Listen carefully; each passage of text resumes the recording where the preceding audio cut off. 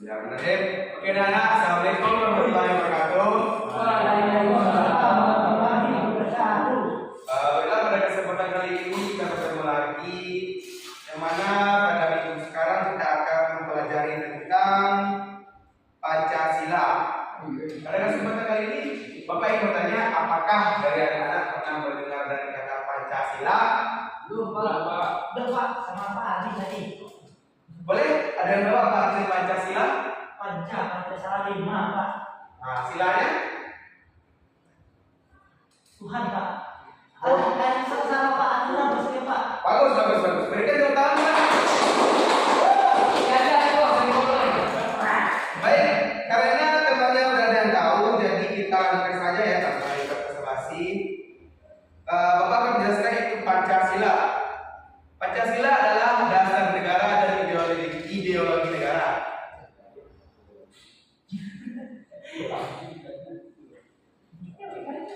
Sebagai dasar negara dan ideologi Pancasila mengandung nilai-nilai yang menjadi pedoman bagi bangsa Indonesia dalam kehidupan bermasyarakat, berbangsa dan bernegara.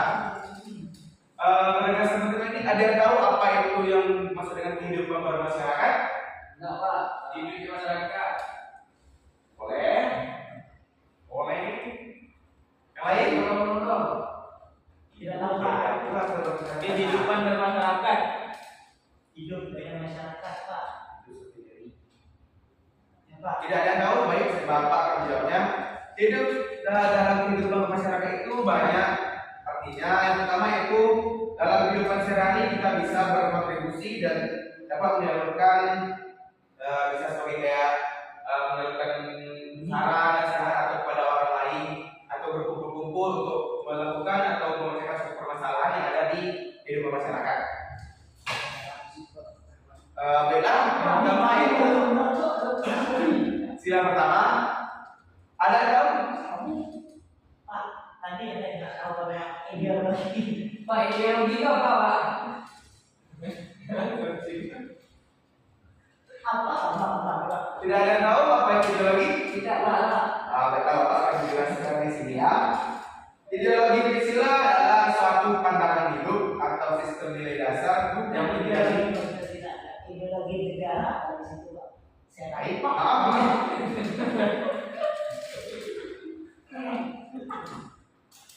Pak, izin Pak, keluar bicara kritis, Pak. Ya, Pak, kamu dari kota. Baiklah, kalau kuliah arti dari ideologi negara. Ideologi dapat disebut juga sebagai sistem nilai yang terdiri atas nilai-nilai dasar yang menjadi cita-cita dan nilai instrumental yang berfungsi sebagai metode atau cara mewujudkan cita-cita tersebut. Apakah kepada yang tadi bisa mengerti? Siapa?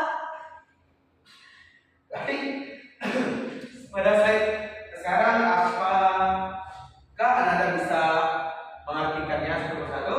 Apa ya, Pak? Gambar pertama itu tempat ibadah. Masjid itu tempat saya ibadah, Pak. Itu, Pak. Apa namanya? Masjid.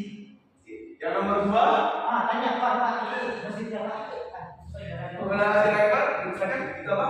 Itu gereja, Pak. Ya. Baik ya, semuanya ini ada tempat ibadah masing-masing agama. Yang nomor satu itu masjid, nomor dua itu gereja, dan nomor tiga itu gereja. Yang pertama itu Protestan, yang ini adalah Katolik. Yang ketiga yaitu Hindu Buddha. Yang keempat itu Hindu Buddha. Pengungsinya mana? Konghucu ada yang nomor 6. Yang nomor 5 itu Buddha. Baik, selanjutnya itu sila pertama Pancasila. Yang pertama itu aktivitas ibadah pada gambar tersebut, termasuk contoh perilaku mengamalkan nilai Pancasila. Pertama, sikap saling menghormati dan toleransi perlu kita terapkan agar kehidupan beragama menjadi tentram dan damai. Kalau kata agama, gimana, Pak? Bagi tidak agama biasanya disebut dengan ateis, dan bagi orang tidak memiliki agama itu maka dia akan tersesat, tidak akan tahu apa. Kalau adik tadi tidak ada. Ya, seperti kemana tadi yang berlalu. Tidak ada, Pak. Ya. Pak. Baiklah, selanjutnya itu coba kamu apa makna dari Pancasila pertama? Maknanya itu ketuhanan yang Maha Esa berarti mengandung arti bahwa masyarakat Indonesia mempunyai kebebasan untuk menganut agama dan menjalankan ibadah sesuai dengan ajaran agamanya. Jadi di sini dapat kita ambil artinya yaitu tidak ada paksaan atau pemaksaan kepada orang lain untuk menganut agama yang sesuai dengan agama kita sendiri. Itu bebas beragama, yang disebut juga dengan toleransi. Baik, nilai-nilai Pancasila. Percaya dan takwa terhadap, yang pertama itu percaya dan takwa terhadap Tuhan Yang Maha Esa. Yang kedua toleransi atau saling menghormati antar pemeluk agama lain. Yang ketiga yaitu tidak memaksakan satu agama kepada orang lain. Yang keempat saling menghargai dan menghormati kebebasan beragama. Contoh penyimpangan sila pertama yaitu durhaka terhadap orang tua. Durhaka terhadap orang tua itu bisa disebut juga dengan membuat dosa kepada orang tua ya. Selanjutnya itu munculnya aliran-aliran sesat seperti yang dikatakan oleh Ganda tadi, seperti agama temannya apa tadi nak? Ali. Ya, apa tadi agamanya nggak ada? Ada Pak. Ateis namanya ya. Lanjut yaitu perusakan tempat ibadah. Dan terakhir itu menghina agama lain. Kita tidak boleh menghina agama lain seperti umat ya. Lanjut sila kedua. Sila kedua berarti yaitu masyarakat Indonesia diakui dan diperlakukan sesuai dengan hakikat dan martabatnya sebagai makhluk ciptaan Tuhan Yang Maha Esa yang sama derajatnya, sama hak dan kewajibannya, tanpa membeda-bedakan agama, suku, dan ras. Contoh tindakan penyimpangannya yang sila kedua itu yang pertama melakukan tindakan semena-mena kepada orang lain. Jadi kita di sini tidak boleh semena-mena kepada orang lain, tidak boleh memaksakan kehendak kepada orang lain. Yang kedua yaitu cuek terhadap penderitaan korban bencana alam. Kita sebagai makhluk sosial harus selalu membantu. Contohnya seperti yang di kemarin ada erupsi Gunung Merapi, kita memberikan bantuan. Yang ketiga yaitu tindakan korupsi yang mendapat hukuman ringan. Kita sebagai warga Indonesia itu negara hukum. Pak, Ya, benteng. Kata benteng karena jam 20 ada Pak. Bapak. sudah itu bapak tidak sadar ya. Siapa? Belajar. Solid. Benteng namanya itu berarti. Kan yang keempat itu tidak jaga perdamaian. Jadi di kehidupan kita itu tidak boleh adanya rasa rusuh atau buat ricuh dan membuat dia berarti. Yang ketiga itu sila ketiga, maknanya yaitu suatu wujud kebulatan yang utuh dari berbagai aspek kehidupan yang meliputi ideologi, politik, sosial, budaya, dan pertahanan keamanan yang semuanya terwujud dalam suatu wadah yaitu Indonesia. Nilai-nilai sila ketiga Pancasila yang pertama menempatkan kesatuan serta kepentingan dan keselamatan bangsa di atas kepentingan pribadi atau golongan. Jadi di sini dapat disebutkan yang pertama itu kita tidak boleh egois dan mementingkan diri sendiri anak-anak, apalagi kalau kita sudah menang dalam suatu pemerintahan. Kita tidak boleh egois, harus memikirkan orang lain, berbagi itu penting. Ya, apalagi satu. Cinta tanah air dan bangsa Indonesia. Kita harus cinta tanah air karena kita hak asli dari orang Indonesia. Saya ada Benar-benar Belanda ini Boleh juga, itu namanya juga toleransi. Soalnya kita kan hidup di WNI, warga negara Indonesia, harus menjunjung tinggi lima bumi dipejak di situ lagi. apa itu? tapi saya TPS nggak ada Pak, TPS saya di Moskwa.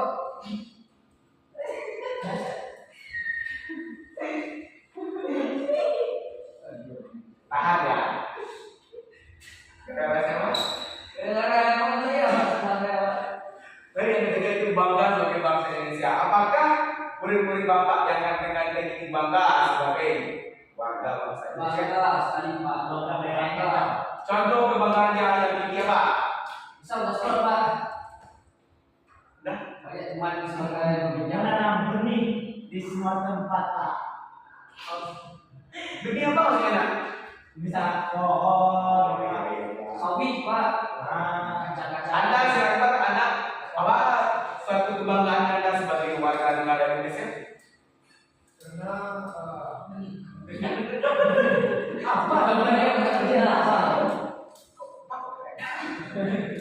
suatu contoh suatu kebanggaan Anda sebagai warga bangsa Indonesia tinggal di Indonesia ini apa? Contohnya kayak saya bangga sebagai warga Kerinci. Ya, memang soal hampir hanyut ya. Contohnya apa? Kebanggaan Anda sebagai warga negara Indonesia. Mempunyai banyak koruptor di Indonesia itu bukan suatu kebanggaan ya. Terus Pak, buka suci Pak. Keras Pak. Oh, nggak ada apa-apa. Karena Indonesia memiliki kekayaan alam. Benar. Indonesia banyak memiliki kekayaan. Ada ananda proses apa? Apa Pak? Tanda kota. Ada. Ada banyak. Contoh suatu kebanggaan Ananda sebagai warga bangsa Indonesia apa? Salah satu kebanggaan saya itu yang pertama itu Pak, adanya WC Jongkok Pak. Benar. Karena udah pernah kita di sungai. Banyak orang berkuman kan? Iya, mereka masih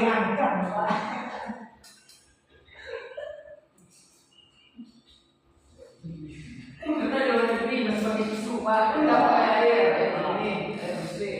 Kadang kalau dulu kan pakai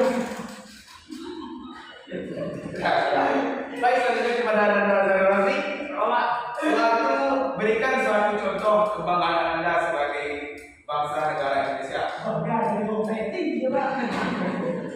Bangga memiliki dia. Iya. Kalau boleh tahu dia nyanyi sekarang siapa? Siapa? Siapa? Siwe. Oh, cerita.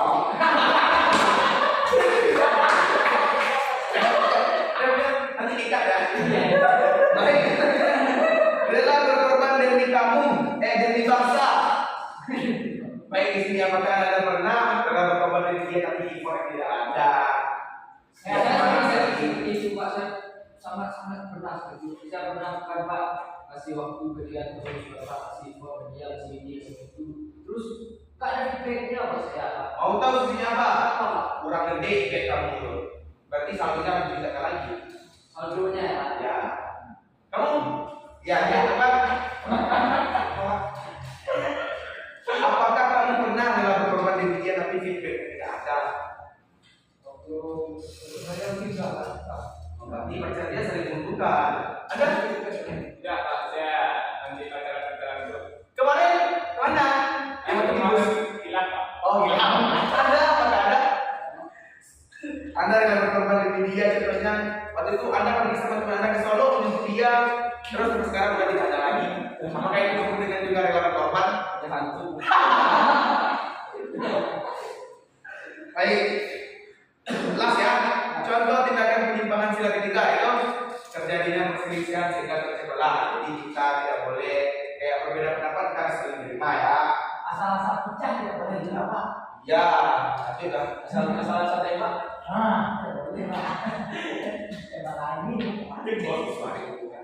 Tembak aja. Yang sedang muda Pak. Bung Afif susah baca. Menyebarkan fitnah, berarti fitnah dajjal itu nggak boleh ya. Itu hukumnya dasar dasar itu hukum haram banget. Ya, dia. Yang ketiga itu menghina budaya daerah lain. Contohnya bahasa bahasa Thailand. Tidak boleh menghina itu ya. Pak, boleh. Ayo kasih Pak. Anda tidak boleh, Anda bisa dikenakan pasal lah. Pasal berapa Pak? Pasal berapa? Sekian. Yang beda bedakan suku bangsa lain. Balik lagi ya Anda. Walaupun di bahasa daerah itu tidak boleh. Kan boleh. Rasis lagi Pak. Anda bisa dikenakan Relator ya Pak. Pasal berapa? bisa. Baik, materi kita cukup sampai sini. Apakah ada dari Anda semua bisa memahami? Sangat memahami